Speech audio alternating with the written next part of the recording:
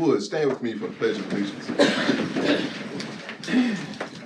I pledge allegiance to the flag of the United States of America and to the republic for which it stands, one nation, under God, indivisible, with liberty and justice for all.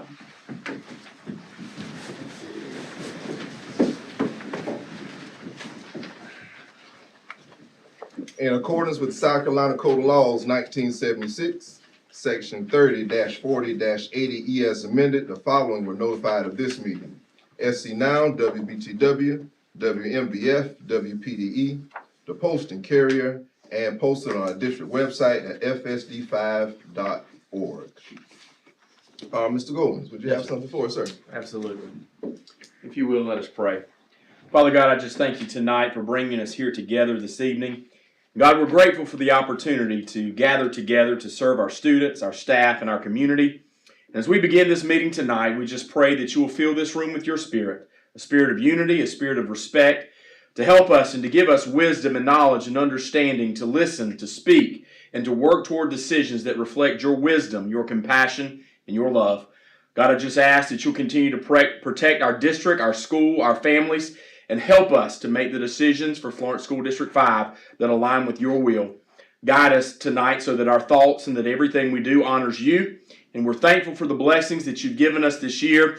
And we just give you thanks in this time of the season. And we give you all honor and glory in Jesus' name. Amen. Amen.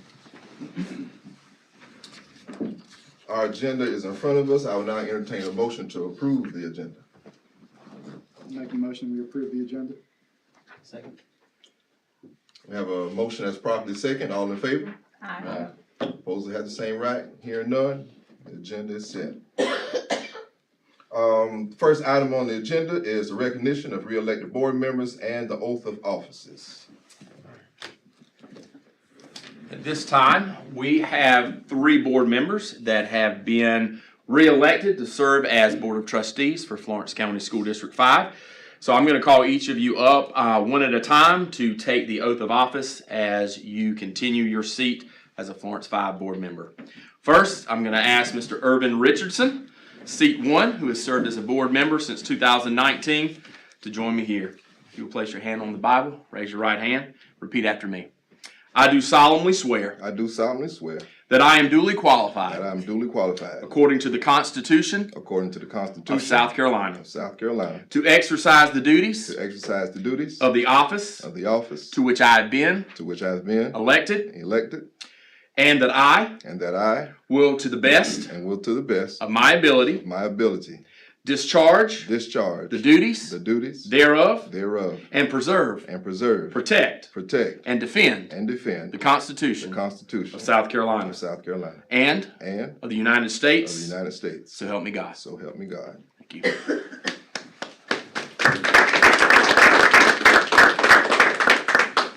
This time I'm going to ask Mr. Joshua Timmons, seat 2, board member since 2019, to join me also. Place your hand on the Bible. If you'll repeat after me. I do solemnly swear I do solemnly swear that I am duly qualified, that I am duly qualified, according to the Constitution according to the Constitution of South Carolina, of South Carolina, to exercise the duties to exercise the duties of the office of the office to which I have been to which I have been elected, elected, and that I will, and that I will, to the best of my to ability, the best of my ability, discharge the duties discharge the duties thereof, thereof, and preserve, preserve, protect, protect, and defend defend the the Constitution Constitution of South of Carolina South Carolina and and the United States, United of States. America. of America. So help me God. So help me God. Thank you.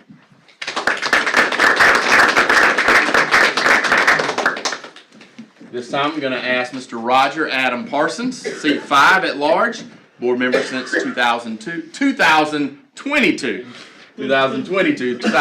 Did you graduate yet? Yeah, not quite. If you'll repeat after me. I do solemnly swear I do solemnly swear that I am duly qualified, that I am duly qualified, according to the Constitution according to the of Constitution South Carolina, of South Carolina, to exercise the duties to exercise the duties of the office of the office to which I have been to which I have been elected, elected, and that I will, and that I will, to the best of my ability, to the best of my ability, discharge the duties discharge the duties thereof, thereof, and preserve, and preserve, protect, protect, and defend and defend the Constitution the Constitution of South of Carolina South Carolina and of the United and States. of the United States. So help me God. So help me God. Thank you.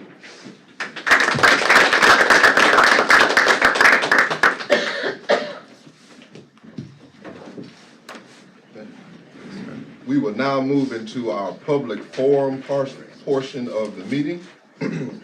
Just a little housekeeping. Any individual desiring to speak is requested to use the microphone provided. Give his or her name, address, and the group if he or she is representing. The individual's presentation should be brief, yet include all of the information considered important by the speaker. Each speaker will limit him or herself to 5 minutes. Persons appearing before the board are reminded as a point of information that members of the board are without authority to act independently as individuals in official matters.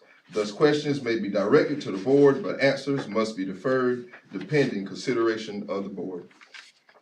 For public forum first, we have Ms. Ava Jenner. Hello, everyone. Should I stand at the podium? Yes. Where is it on my, well, everybody can hear me close up in microphone. It's right there. There, up there. Yeah. Okay. Good evening, everyone.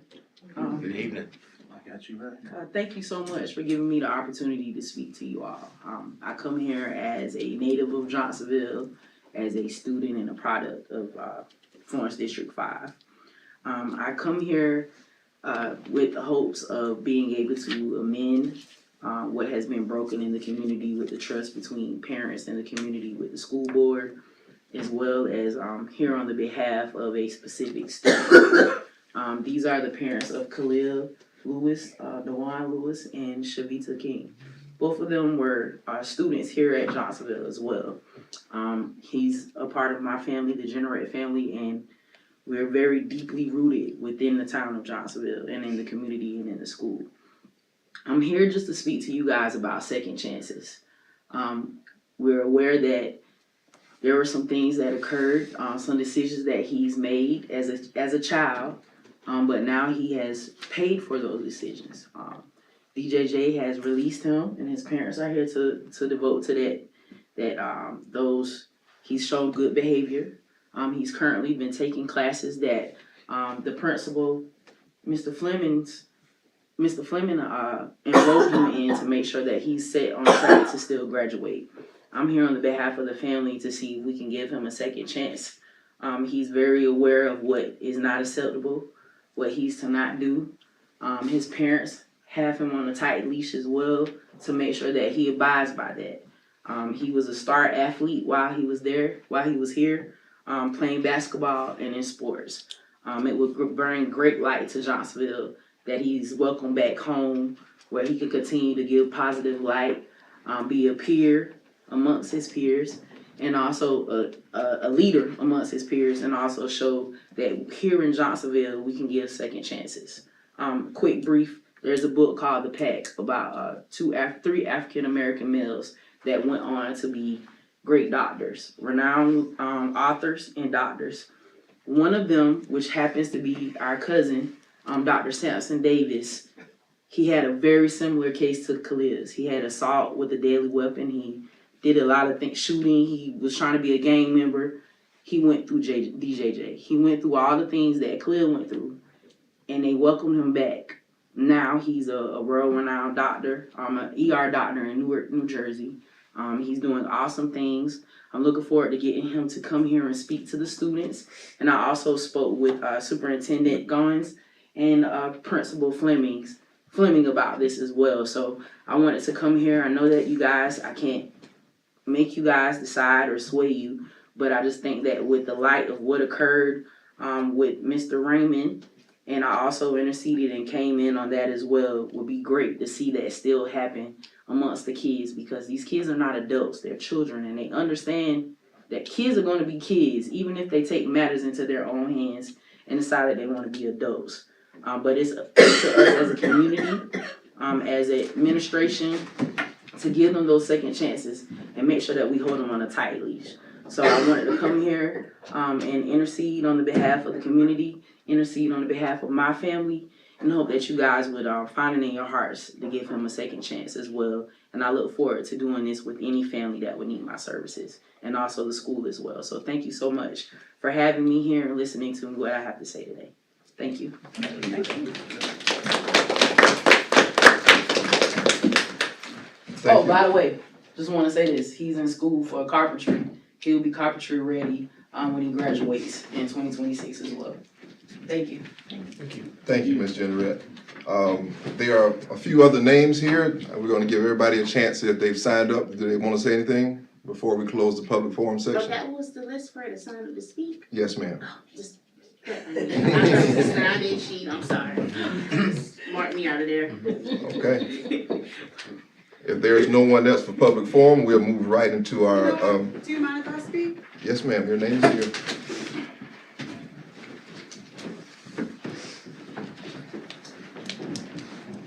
Hope everybody's doing well.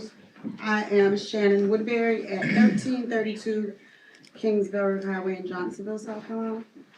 I have a total of 5 kids that went through here in Johnsonville. And I do appreciate what Ava said. Honestly, I didn't know that's what they were all here for, but I hope you guys find some resolution in that. But only thing I want to say is, as a parent, I wish that there is a way that we can all truly work together outside of even this matter at here. Because I love Johnsonville. I don't know why God put me here. I'm from Hemingway, as a lot of you may know. I'm from Hemingway. My kids moved away. They lived in Irmo for a while, and we came back here. And this transition to Johnsonville was so tough on my family. The toughest thing I've ever done in my entire life.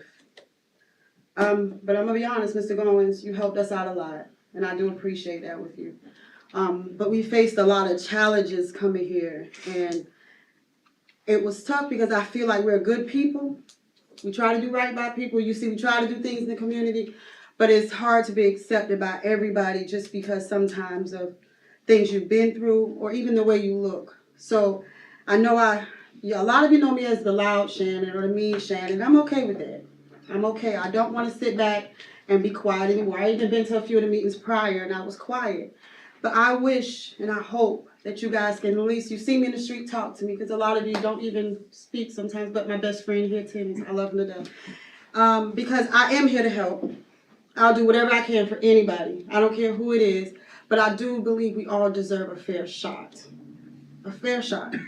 Because I don't believe it's as easy to get a fair shot here in Johnsonville. So I'm asking that when you see me in the streets, you say hello, because I'm going to say hello from this point forward.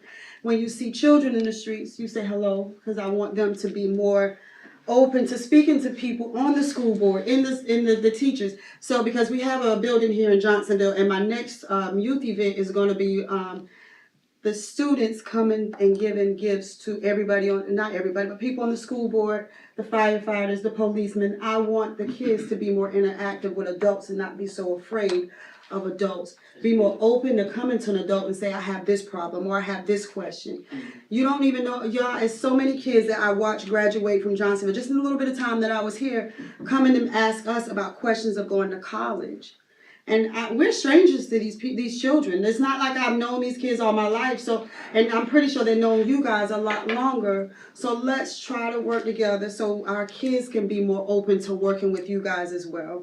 And I believe that'll help us in the long run, because guess what? Those same kids will come back and do more when they feel more open to their community. Right now, they're fleeing. They leave Johnsonville as soon as they can. If they stay here, they're not doing too well. So we want them to flee and come back and help. So I would love to work with you guys in any matter possible, but definitely I'm going to have the kids giving away gifts. I hope somebody on the school board gets one. I hope a bunch of teachers get one, because I mean, I'm not going to make them give to anybody, but I want the kids to be open to say, hey, you've done something special for me at some point in my life, here's a gift. And that's what we'll have at our next youth event. And we do a youth event once a month at our building downtown Johnsonville. And it's open to every single child. I don't have a preference of white or black. I know it sounds that way a lot of times, but it's just that I know our black kids really need us. They struggle a lot. And if I help a lot of black kids, guess what? It helps all of us. Yeah. It helps the entire community, because guess what? Now you guys have to worry about less robberies, less of this, less trouble in school. So it's not that I'm just only helping black kids. So when you see me post something on Facebook about something black, please don't think that's what it is. My job is, I know they need the most help right now. Mm-hmm. But if a white kid was to show up, guess what? They know I'm gonna, I hug them the same, I love on them the same, but I just know that just like any other parent, you know that it's one child that in that moment needs you more than the rest of them. Right. And that's just where I'm at right now. So for the first time, I'm saying I'm here. I'm open. I'm vulnerable to you guys, and I hope you guys can be open and the same with me, because I know that there's a need in our community for this. This is not me.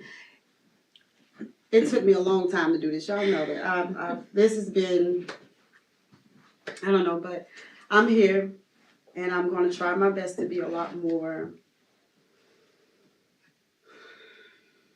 and take it all in, be open to suggestions, and hope we all can work together. Okay? Thank you guys. Thank you.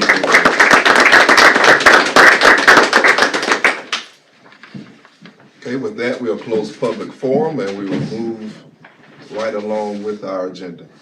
Next item is our consent agenda. It has been uploaded for everyone to observe for minutes for our previous work session, monthly financial statements, and child nutrition services. Has everyone had a chance to review those documents?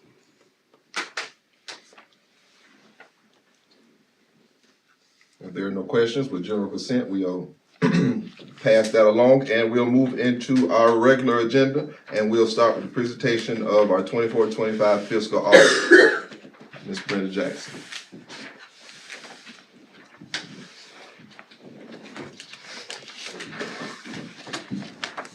Good evening, everyone. We got my water.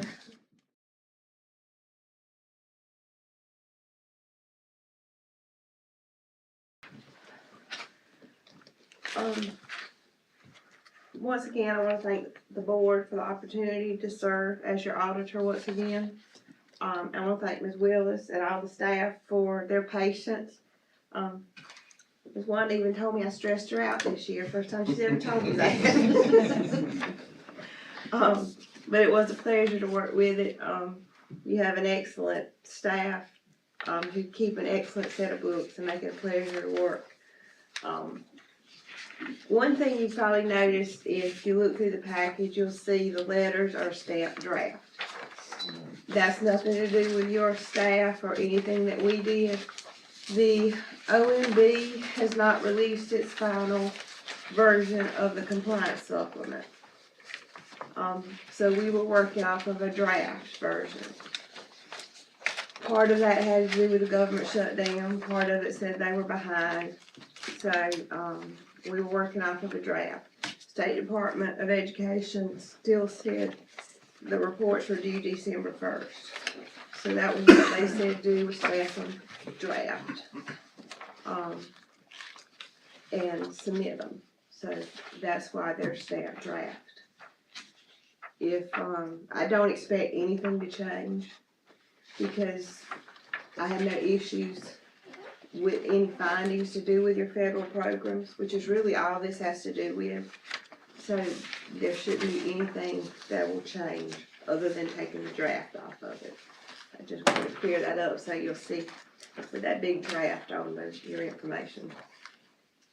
On page 3, we start out with your opinion letter.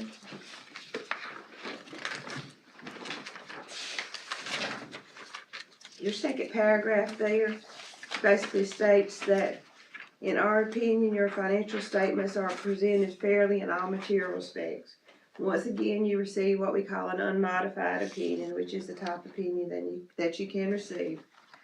Same thing you've received ever since I've been doing this audit. So you're commended for that. to be able to, say that you've been getting that for many years. You will note directly under that, and we'll talk about this a little bit later, you did implement a new accounting principle this year. And we'll talk about it because it added a new long-term liability to your financial statements. In prior years, you were only required to report the liability for accrued annual leave or vacation, which really only applied to your 12-month employees.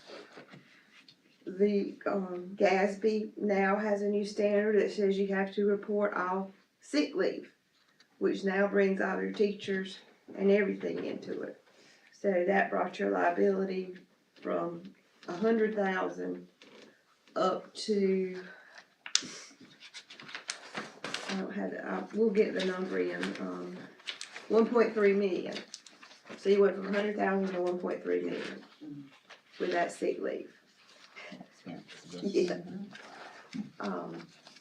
So that's what, this brings emphasis to it because it is a change, to your reporting from the prior year. And we'll talk about that when we get over to the financial statements in just a minute. Any questions on the opinion? If not, let's flip to page 13.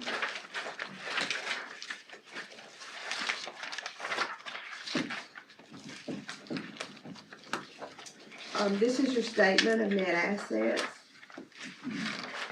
As you remember, we've talked about in prior years, we've got two types of statements, one on the full accrual basis, one on the modified accrual basis. Full accrual is your long-term view, has all of your debt, all of your fixed assets on there. So it includes your buildings, the land, everything, depreciation on that, and it includes all those liabilities like that we just talked about for compensated absences. And it includes all the debt, we talk retirement system, post-employment benefits, which we'll talk about in just a minute, and your bonds. So that's why we say this is a long term, because this is all those things in the future. But just to hit a few, and this is all funds of the district, everything, grants, general fund, everything all combined into this one column. Your first line item, there's your cash. It was at $660,000 for, at June 30th, 2025. The investments, which is really just your, local government investment pool, was at 3.5 million, which puts it right at about 4 million for the year ended. Your total capital assets was at 14.8 million. Giving you total assets of 23.9 million. Now the middle section, there's your liabilities that we talked about. You'll see the big items in there, we've talked about these every year. You are required, because of GASB, to report your net portion of the liability for the South Carolina retirement system. Well, that portion of that liability is $15.3 million. And the OPEB, the post-employment benefits, that's another 12.5 million. And then we talked about the 1.3 million for the compensated absences. Your bonds and leases, which is really the only thing that you as a board have control over, because those others, you don't have any control over the retirement system as far as policies and what the rates are set for that, so you can't control what's being happened, if that liability is going up or down or anything with that. And those things do fluctuate depending on what discount rate they use, you know, what's going on in the economy, so that can make your net position fluctuate greatly.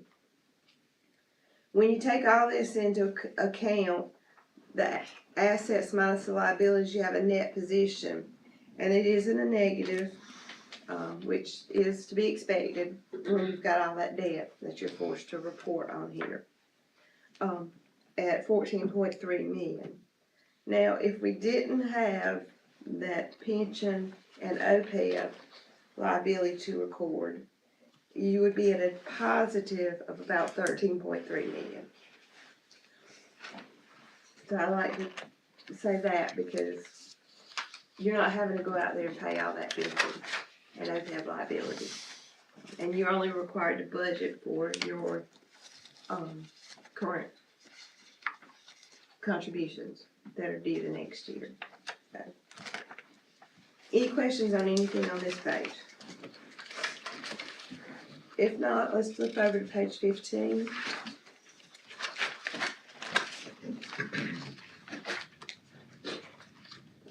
This is the, some of the same information, but this is on the modified accrual basis of accounting. And as you'll see, this is broken down by your fund types. Your general fund, which is your operating fund of the district, your grants, your building fund, and then the fourth column there is your debt service fund. Your basic items there, your cash, investments, exact same thing as the number we talked about on the previous page. The main things that are different on here are those fixed assets are not on here, long-term debt's not on this statement. To me, this, and for many, many years, this was the only statement that you received. Gatsby thought that you needed a statement that was more like a business was run. And that's where we got this other statement. But this is a more liquid statement, and I think more of a real term statement. So only thing I'm gonna really point out on here is your fund balances. Your first column there in the bottom section, your fund balance for the general fund, which will be like the next to the last number there in the first column at the bottom, was the fund balance was $3,352,572. Now this is a very healthy fund balance for the general fund. We've talked about in prior years your average daily expenditures. For this year, your average daily expenditures were $33,357, and how many days of those average daily expenditures would be in that fund balance.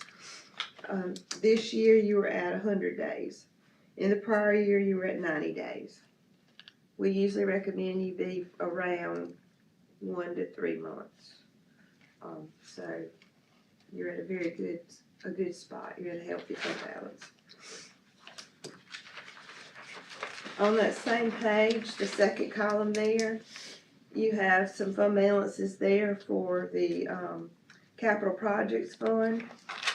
$840,000 was for the money that you've set aside for the ECD project.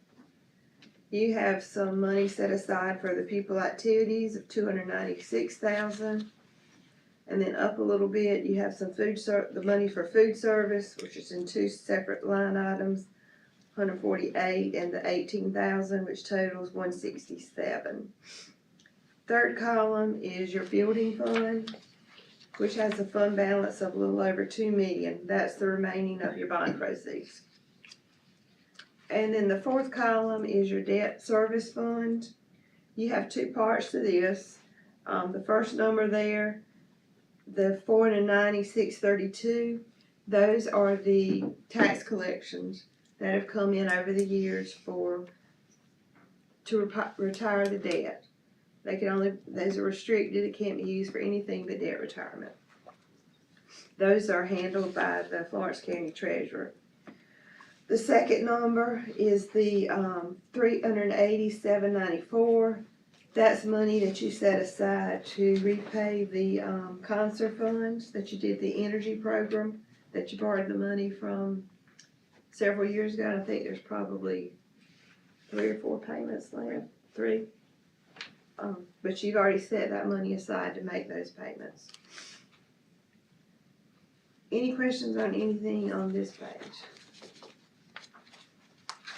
What's the special revenue grants? Those are, let's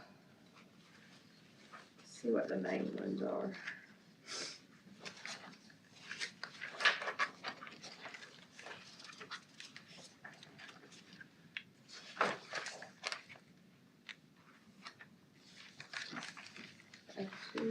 come up and see.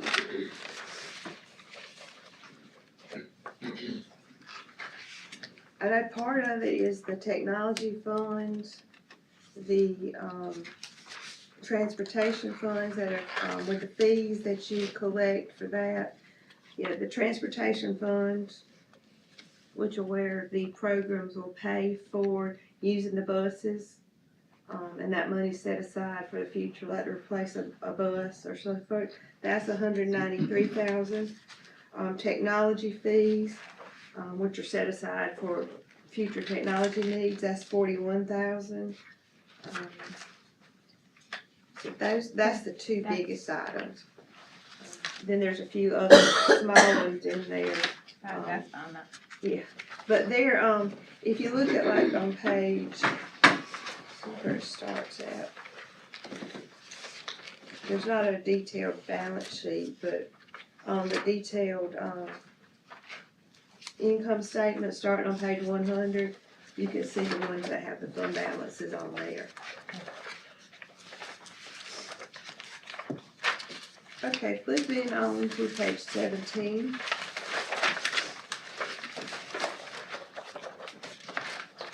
This is the income statement or statement of revenues and expenditures, once again on the modified accrual basis. You have revenues for the year ended June 30th, 2025 for the general fund were $12,275,000, with the bulk of that being in state revenues, which were a little over $9 million. Your expenditures for the year were $13,225,000, with $7,418,000 coming in under instruction. Next page, you had some transfers in and out. The largest transfer was the transfer from the EIA funds of $1,280,000. Which is a program that rather than them making you spend it in the EIA fund, they just allow you to transfer it straight into the general fund. You did approve at the last board meeting to transfer some more additional funds into the ECD project of $301,500. And that's noted there in transferred special revenue funds. There were some indirect costs that were transferred into the general fund, which was mainly the Easter program and the 21st Century Grant. When you net all this together, the general fund operated at the year a positive of just over $100,000. When you add all this together, that's where you bring that fund balance from $3,250,000 up to $3,353,000 at the end of the year. Any questions on any of that? If not, I do want to point out food service, which is on page 127.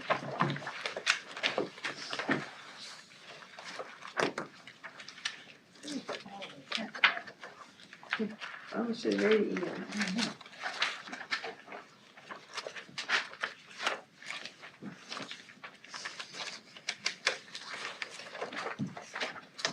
Your revenues for the year was $1,188,000. That was very close to the prior year revenue. Your federal revenues were up for the year. Your expenditures were at $1,238,000 compared to $1,259,000 for the prior year. Transfer to debt service, that was a payment on some leases for some equipment. For the year, you operated at a deficit of a little about $129,000. That brought your fund balance down to $167,000. Now I know they have been doing some things to replace equipment and get some things done in the program, and we talked about it. And I think he knows now that there's the fund balance is about where it needs to be. So. I think everybody is aware of that, and they had already crossed that bridge before I brought it up, so. You do have, 2 letters in your report. You have no material weaknesses in there.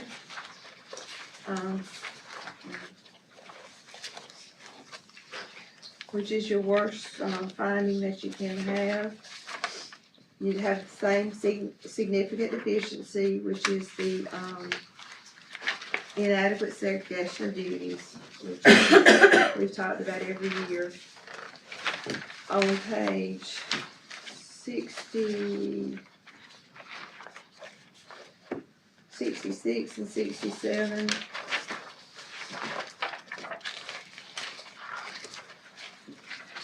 We did have one new, significant deficiency this year with the student activity fund. During the year that was under audit, the internal control system, was bypassed throughout the year, by not submitting paperwork to the supervisor for many of the expenditures, and for not maintaining proper documentation or documenting balancing procedures. Now, I've got some, on the next page, some recommendations, and it's, my understanding that most, if not all, of these recommendations have already been put into place.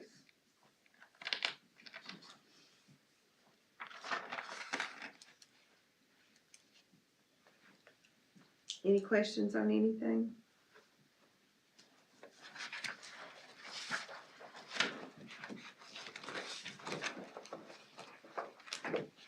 Questions? No? Thank you. Thank you, Ms. Jackson.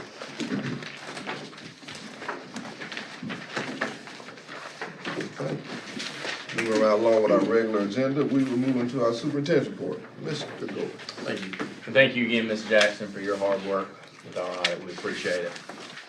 Tonight, it is an honor to sit before you as the superintendent of Florence School District 5, having 3 schools that are all average or above. The past few weeks ago, the State Department of South Carolina released report card ratings for schools across the state of South Carolina. And we have a school that is average and 2 schools that are good. Johnsonville Elementary School increased their indicator ratings for student progress and maintained their ratings for academic achievement and school climate. And they are on the upward trend to changing that average to good. So we hope to see that in the near future. Johnsonville Middle School maintained indicator ratings of average or greater on all of their indicator ratings with an excellent rating for school climate and a good rating. Johnsonville High School showed growth in 5 of its 6 report card indicators, receiving excellent in college and career readiness and school climate. Johnsonville High School was within percentage points, and we fought to the wire to make sure that everything was where it needed to be, and just a few tenths of a point from Johnsonville High School being excellent. But that gives us something to shoot for next year. We're very proud of them, very proud of all of our schools. And so a slogan that you'll hear me saying is all schools good.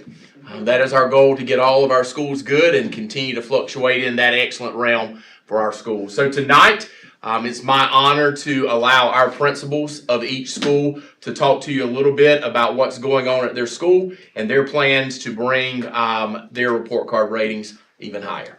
This time, I'm going to turn it over to Principal of Johnsonville Elementary School, Mr. Landon Johnson. All right, thank you. Let's You see. can just click your next one will bring your. Gotcha. Yep.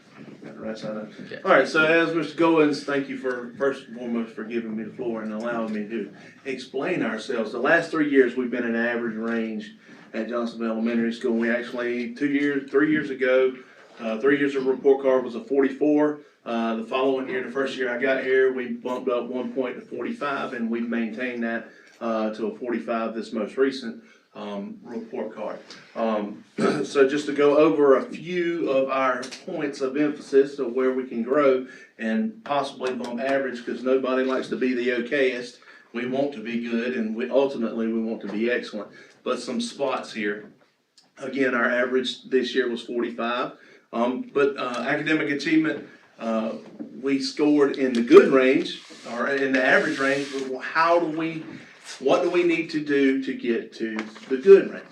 So as a school, our ELA and reading and writing percentage was 57.6%, just about 3 points below the state average. So I think we saw that growth with the introduction of our HMH program, which through the state has shown a positive results. But this is year one on HMH, so I'm expecting a bigger bump next year with the second year of incorporating the learning curves. Pretty much over. There's still a lot of things that our teachers are getting used to, but again, the more we use it, the more efficient it becomes. Mathematics was the spot, and this is our first year using iReady. Again, another program that lines more cohesively with the state standards, and it's different, and a lot of our teachers it's not, I wouldn't say having an issue, but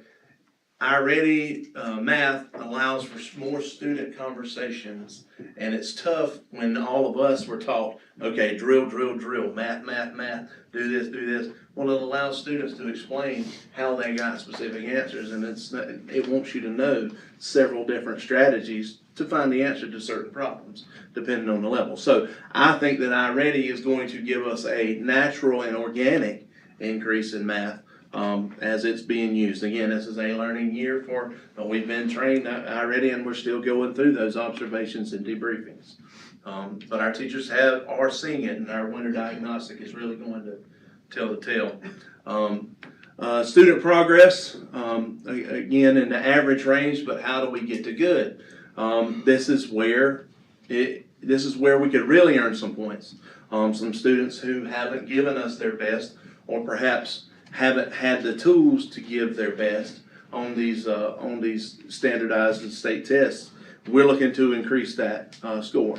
I already says that if you pass 2 lessons in reading and 2 lessons in math per week, you should be on par and have a good opportunity to reach the standard growth in which you're supposed to on grade level, and then also have a much better chance at reading that stretch growth on the SC Ready. So those are things, again, they all kind of encompass the same principles there, but that's where we're expecting that growth to come. Again, we're looking at the lowest percentage of the 20%. We have 2 resource classes now to help our special ed students to get their scores up and to give them more instruction inside of a smaller group and less diverse group, more students who have data in common, I guess you could say. And then we started this program, the Give Me 5 program. We're looking at 5 students that have the most potential to reach that next level, and kind of targeting those in each grade to boost those scores. Let's see. Preparing for success was the lowest score we had on the whole report. It was unsatisfactory. So how do we get there? 3.17 out of 10 that's not cool. So how do we? Well, let's look at what it calculates to. So our kindergarten, our KRA assessment, which is given at the beginning of the year. Actually, kindergarten teachers really don't have a whole lot of influence on this, but us adding the third 4K class will. Now we have more students to introduce to our 5K class who will be more prepared in this area. So that should give us a boost with those 320 plus or 320 student per class 4Ks. That's going to help. Science. We've added a STEM lab this year that is concentrating, especially with our 4th grade, which is our tested group, on the standards that they'll be tested on. We've added another program called Generation Genius, specifically for 4th grade. We purchased this program to help them work towards the goals in science. So we should see a boost in our SC Ready science scores. And then, of course, on the bottom, first and second grade ELA and math students, those HMH and iReady programs are going to. We should see a continual growth in reading. We should see a bigger boost in math. One would hope. If iReady lives up to the reputation and we continue to teach it with fidelity, we should see bumps in both of those. And that was also, I did add, we're doing a tiered intervention set up this year, in which case, we have a parallel block built in our schedule to where our teachers are doing our interventions. And they're grouping by performance levels so they can really, the higher kids can really hit the challenging stuff, and the lower kids can work on the things to help decrease the gaps. And our teachers have really bought into this and taken responsibility for their own students' grade level growth. There's also that, and our MTSS process has probably been as sufficient as it's ever been, and we can thank Ms. Clark for volunteering to take that role on because of her past roles and experience in that. So those are the ways that we're gonna grow. Again, average is not, it's okayest, but we definitely wanna be good, ultimately excellent. So thank you again. Any questions? All right, thank you. Good evening, everyone.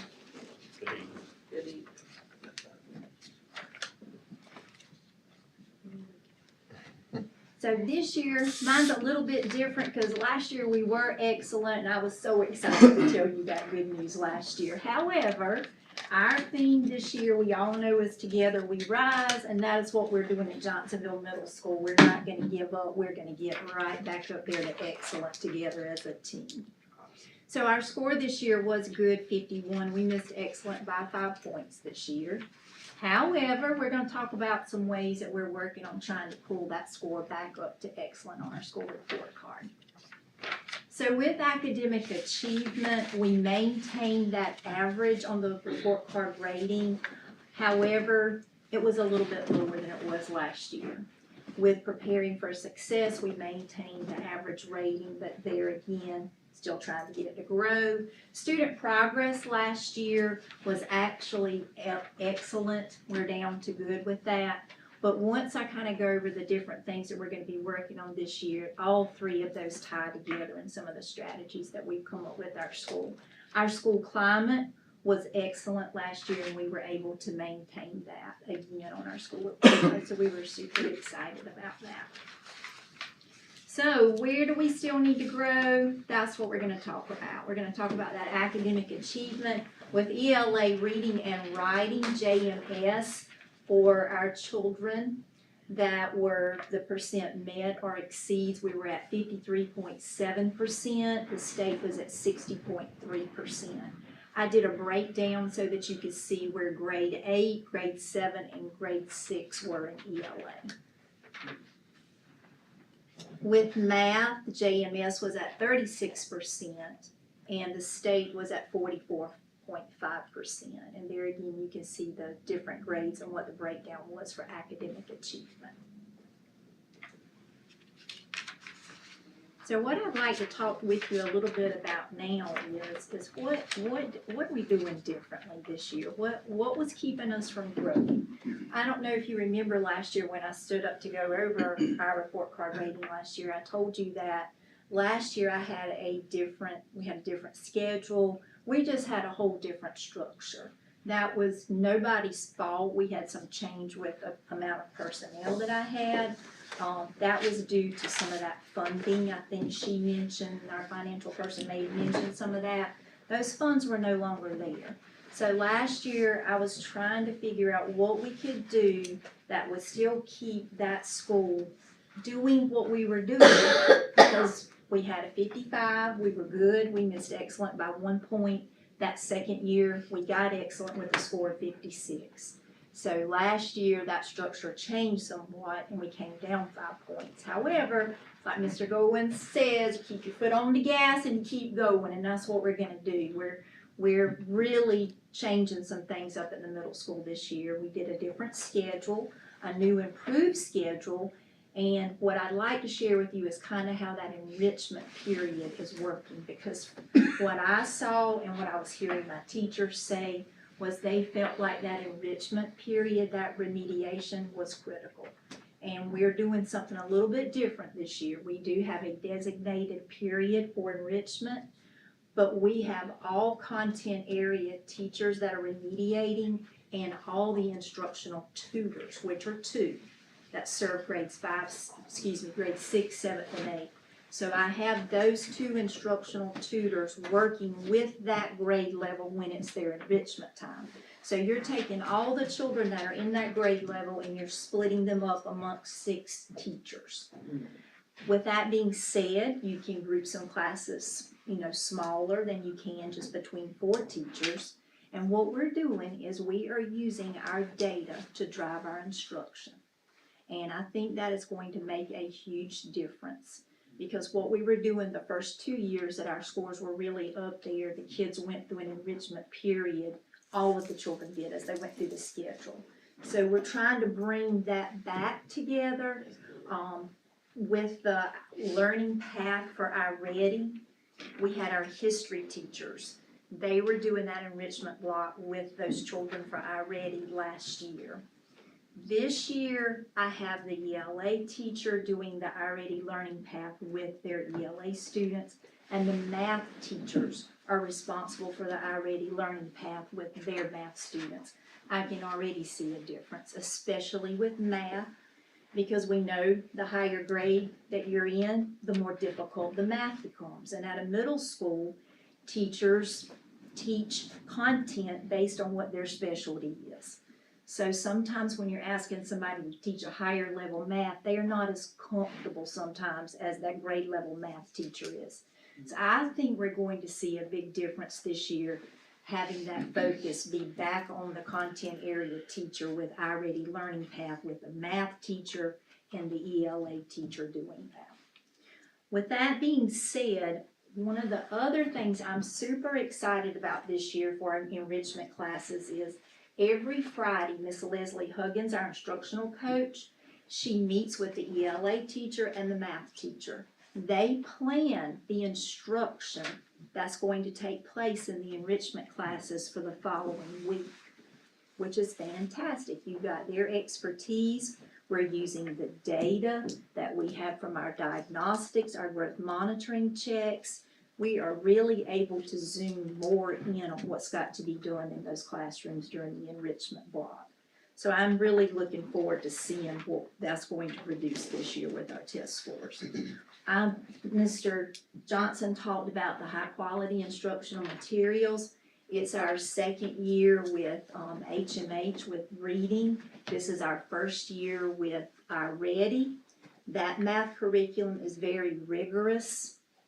The children really have to think. It's not a lot of rote memorization. It's building the foundation for what they're working on. I know Mr. Goins and Ms. Tanner are very active coming into our schools with us. We go in as teams. We're doing observations. It is not meant as a get you. And I think the teachers at my school realize that. We are there to offer advice. I always make sure I tell them good things and some things that I see they can work on in their classrooms to make it even better. So I do feel like the walkthroughs, the instructional walkthroughs, that's going to also help make instruction better in the classroom as well.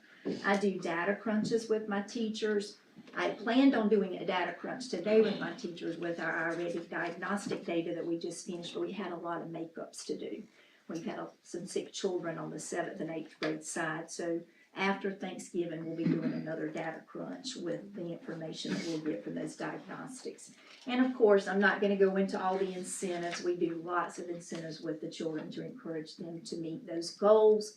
We are aiming high this year. We are really wanting our children to reach those stretch goals. And we really, just from some of the preliminary data that I've looked at from our second benchmark, I'm seeing some good things with stretch goals. So I think it is making a difference. Mr. Goins really encouraged us this year to stress the stretch goals with the children. And I do think that's making a difference with our children this year by having more conversations with them, not just meeting a typical growth goal, but meeting that stretch growth goal. With that being said, I know you heard Mr. Goins speak several times. I know Mr. Johnson talked about it as well, the Give Me 5. That's where we're looking at 5 students in reading and math and making sure we're giving them the extra instruction that they need, that extra push.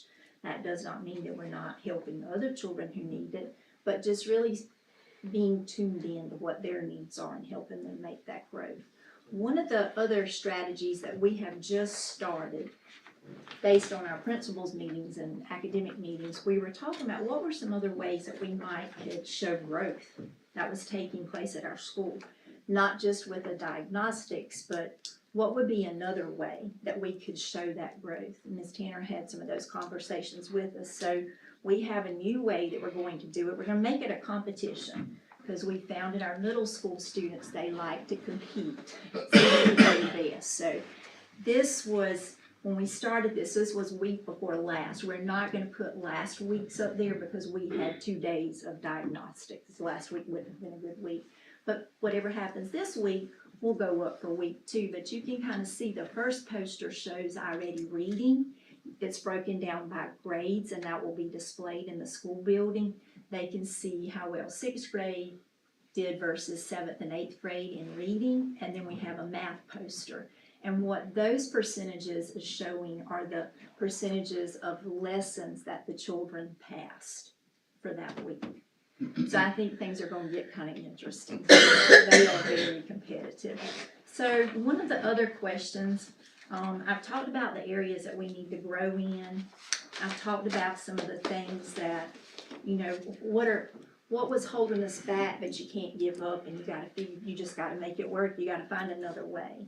But what I can say for this, the answer to this question, you know, how are we growing? I think the kids at Johnsonville Middle School are growing. I think our teachers are growing.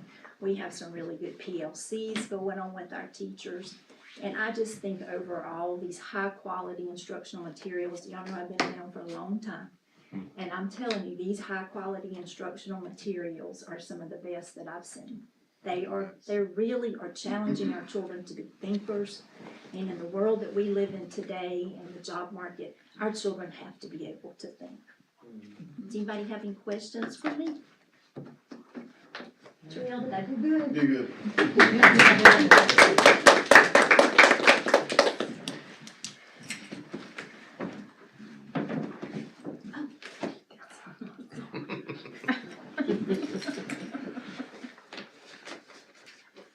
Oh, God. All right, let's see. Here we go. All right, so we were good this year, close to being excellent, so that was a little heartbreaking, but we'll work on that. For our report card, overall rating, we're good. Pulling away from being excellent. Academic achievement, we're average. Preparing for success, below average. Graduation rate, pretty much with the state, just a little above the state there. College career rating, we were excellent, and the state was like 75.1, we were 90. And so one good thing is that our grad rate and our college career are mirroring each other. And so going to talk about a lot of schools in the state, they don't have that, but we do. Our high school student success, state was 85.9, we were 88.2, we were good there. School climate was excellent. So academic achievement, we were average here. State average for Algebra 1 was 51.6, and we were 56.25. For English 2, state average was 68.8, we were 69.23, and that's our academic achievement, those two. And then for preparing for success, where we're below average, which is our Biology 1, state was 44%, we were 32.95. U.S. history, state was 45.7, we were 50%. So we were below average with biology and U.S. history. So the things that we're trying to do to improve my academics is with progress learning. That's really a good thing, but we got to do a better job of figuring out what to motivate kids in the advisory to be able to pull them, to help those that are behind, to catch them up. But also what I want to take a look at over the summer is we do math all year long. For our sophomore year, see, can we do science all year long, where I can take environmental science and pair it with biology 1 to give our kids science all year long for that sophomore year. And then possibly our junior year, same thing we started with civics and U.S. history, try to get them all year long and do it that way. English 2 has been holding strong on its own, so I don't think we need to try to pair that.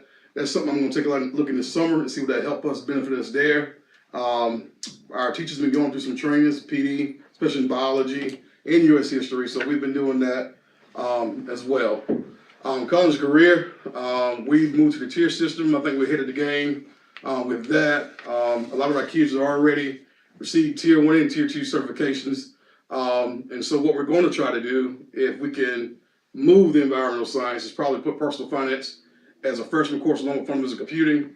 And we tag a tier 2 to the personal finance. And then with fundamentals of computing is already a tier 1 with OSHA, and do it that way. For the upcoming cohort for this year, you got to stay ahead to try to maintain.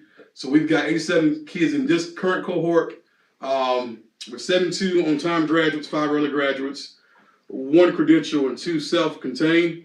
Now we got 7 kids that dropped out already in adult ed, and there's a strong possibility there are 2 kids in adult ed that could possibly graduate, which can push us back to 90% for us graduate with that. So that's something that we're working on there.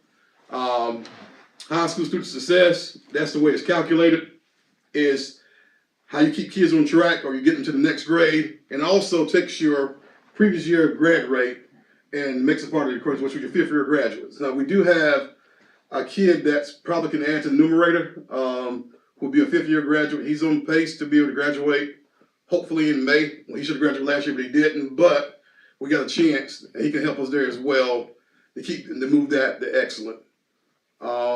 School climate, we're doing a good job for as food trucks, things for teachers, teacher of the month, things incentivize people and letting them wear some jeans. So that's been going well.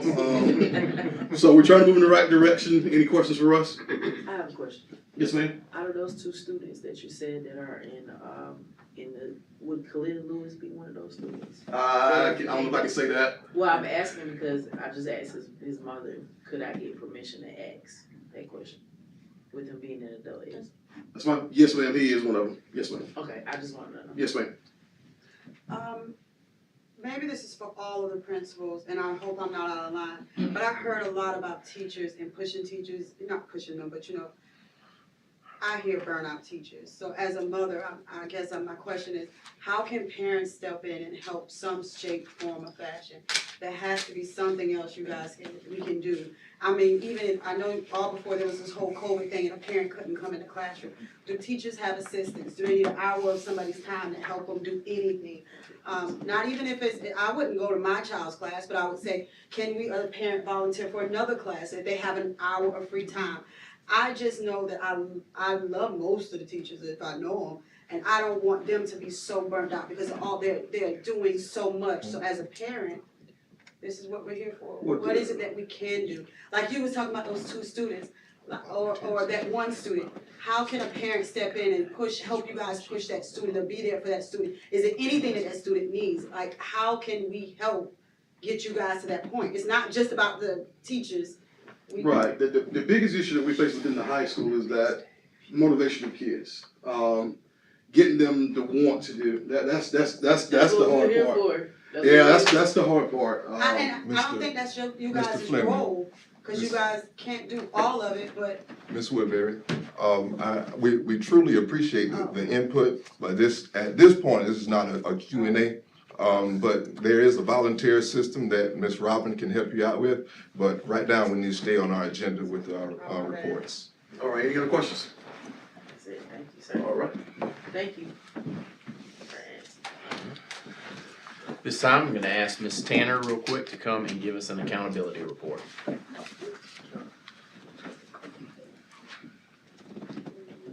Good evening, and thank you so much. And this will be quick tonight because the principals have really done most of the accountability reporting.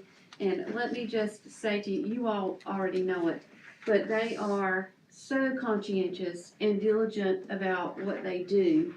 And the reason that these schools are doing so well is because they know their students, they know their teachers, they're paying attention to data, and they are always eager to learn. They set the bar high and they keep it there, not only for their students, but especially for themselves.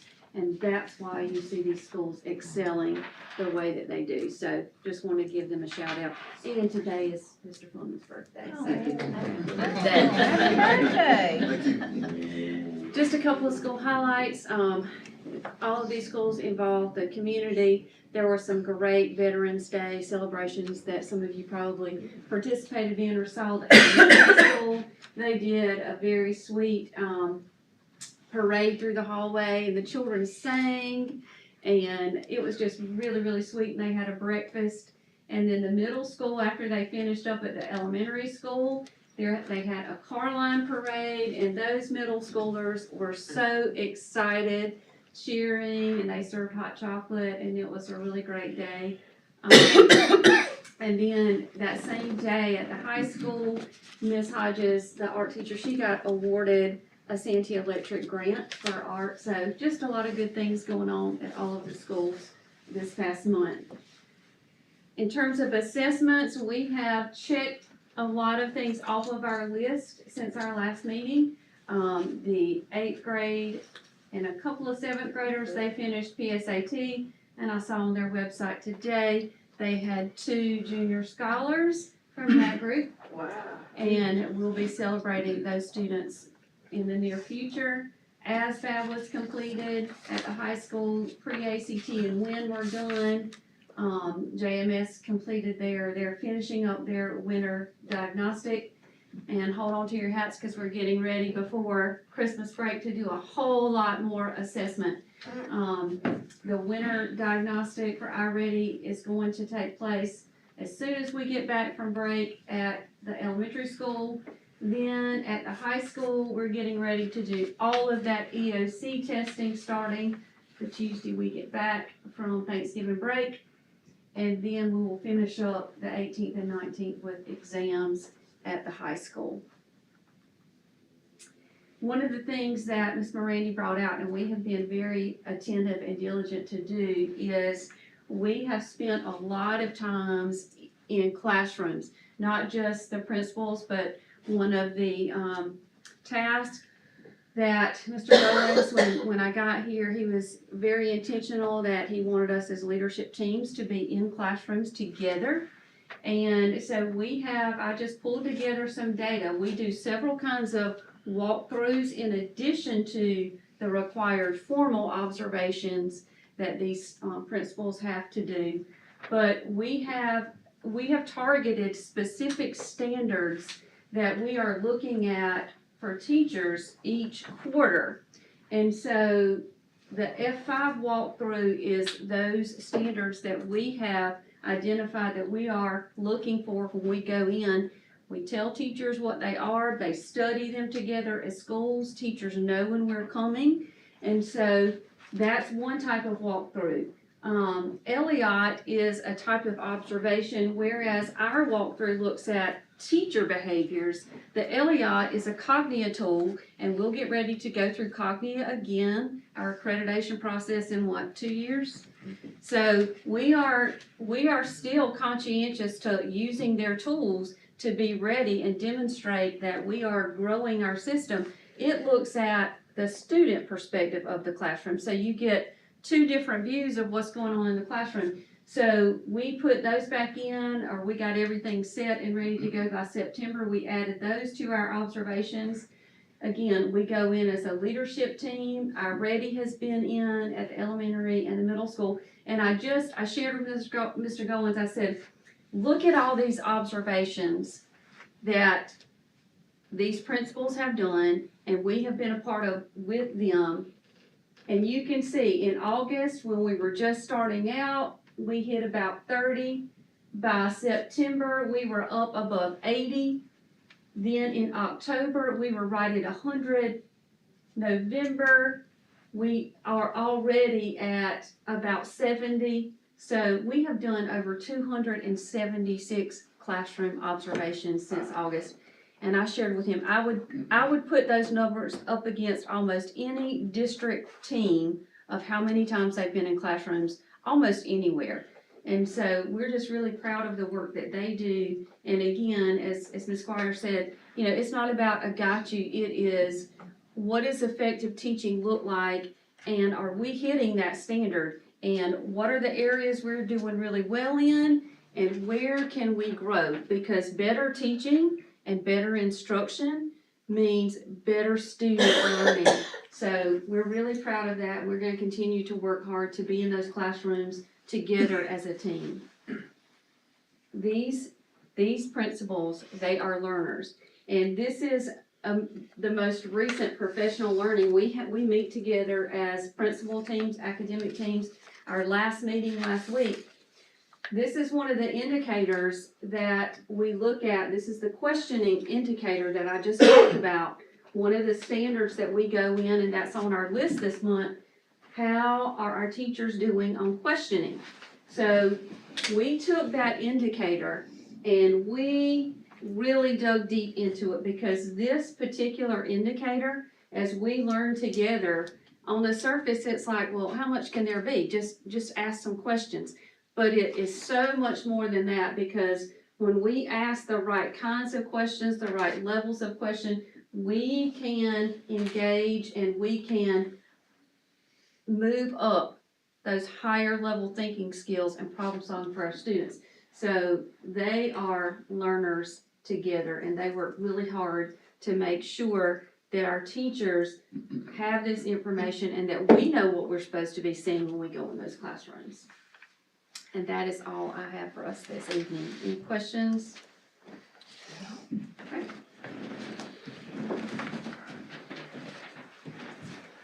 All right, good evening, everybody.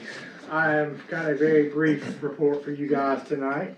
The JHS track, as y'all may have seen, the fencing repairs and additions are complete. So we do now have fencing around the entire track. The next phase of that, of course, is to get the RFP out for the building, get some concrete poured, put the bow on that, and be done with it. We do have some JMS gutter repairs that are gonna be started. We've got, a lot of those gutters are original to the building. As y'all know, that building's getting a little old now. So I've got that broken down into phases. And so yeah, we've got all the gutters on the back side where the media center is, going between the two hallways there, are gonna be replaced here very shortly. The district-wide HVAC automation project, JES, is complete. JMS is almost complete. And JHS will be coming right after that. Teachers have been, again, very happy. They've got some controls over their thermostats now. And I will say, I was talking to Mel earlier today. You wouldn't have thought that that system made a big difference in elementary school. They've got those wall hanger barge units. It's not the same as the HVAC in the other schools. But the way that that system monitors and controls, the classrooms actually do feel better. It's amazing that you can take some of that old technology that we have as far as the HVAC goes and improve the quality in those classrooms. So I think it was a very good investment. I'm glad that we decided to make that. JHS gym ticket booth. PO's already been cut for repainting, and we've got a roll down door ordered to cover that. So y'all know the plan is to open that back up for basketball season. So we had the glass replaced last year. Now we've got the roll down door there. There's a 2 to 3 week lead time, and facilities will install that locally to save us a little bit of money. That's kind of where we're at right now with what I've got going on between now and the holidays. So barring any questions, that concludes my brief. So the track field's open? Yes, ma'am. The track field opened today to the park. We may have to close it down again depending on the way that the building construction goes, but we will leave it open as long as we can. Thank you. Thank you.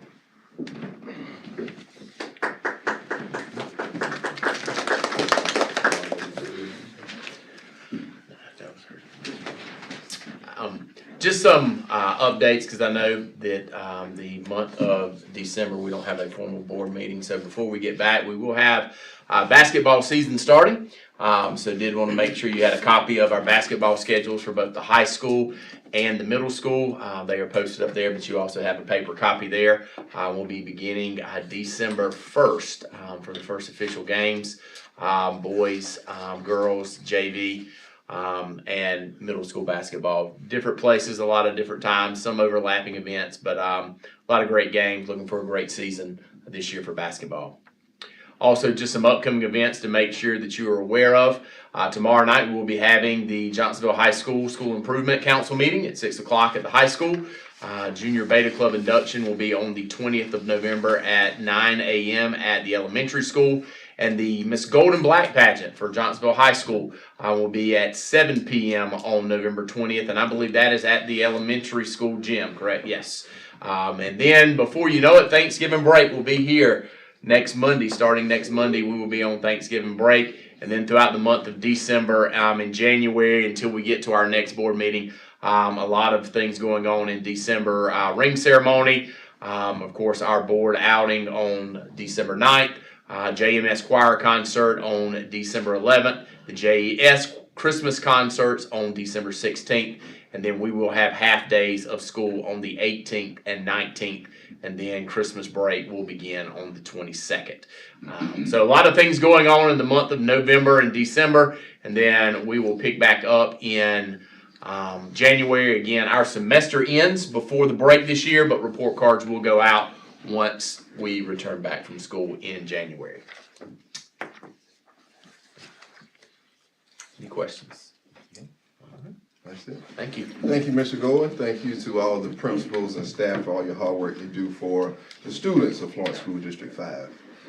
We'll move straight into our for action agenda with the second reading of the revision of section B, policies BA through BD-R that we reviewed at our last workshop. So I'll entertain a motion if we don't have any questions on that second reading. I make a motion that we approve the second reading for the revision of section B. I second. We have a motion that's properly second. All in favor? Opposers have the same right. Hearing none. And we'll go to the acceptance of the 24-25 fiscal audit for the year. I'll entertain a motion for that. I make a motion to accept the 24-25 fiscal audit. I'll second. Any questions? All in favor? Aye. Opposers have the same right. Hearing none. I will entertain a motion to move to executive session for the business of a personnel matter. I make a motion, we move to executive session. I second. All in favor? Aye. Thank you, ladies and gentlemen.